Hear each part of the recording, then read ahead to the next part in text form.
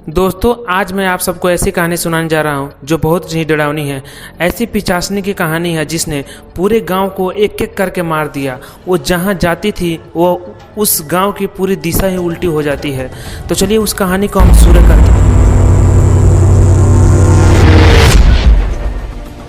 करते हैं। गांव के बीचों बीच एक परित्यक्त कुआं था जो लोग कहते थे कि आधी रात को वहाँ एक औरत आती है, फटी हुई काली टोपी पहनकर। उसे ही सब पिचासनी कहते थे। कहा जाता था कि जहाँ भी वह जाती है वहाँ समय सीधा नहीं चलता।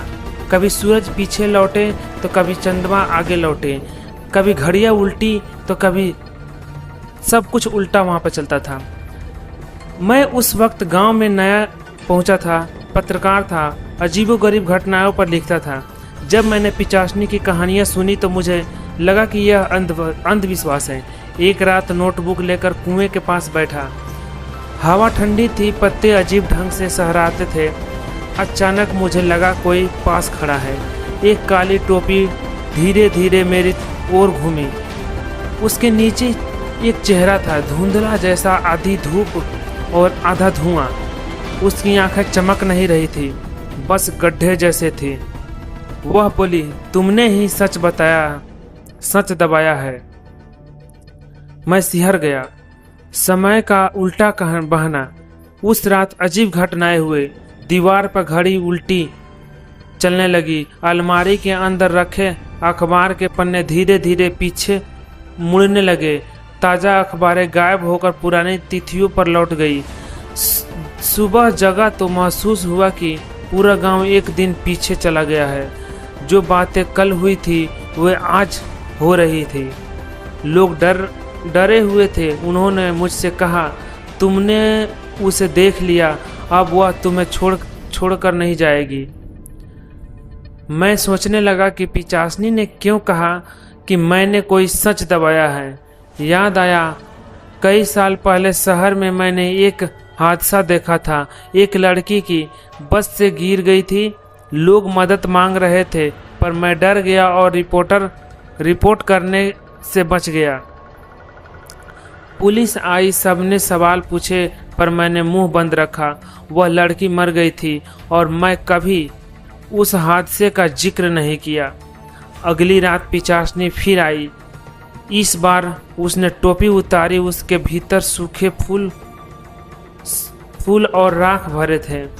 राख में एक चिट्ठी थी, उस लड़की का नाम और बस की तारीख। मैं कांप गया। वह बोली, समय उल्टा बहता है ताकि गुनाह सामने आ सके। तुम चाहो तो भाग लो पर समय तुम्हें पकड़ ही लेगा। इसकी आवाज़ हवा में गूंज रही थी और तभी मैंने खिड़की से देखा, बाहर लोग उल्टा चल रहे थे। पेड़ उल्टी दिशा में झूम रहे थे और आसमान से सूरज पश्चिम से निकल रहा था।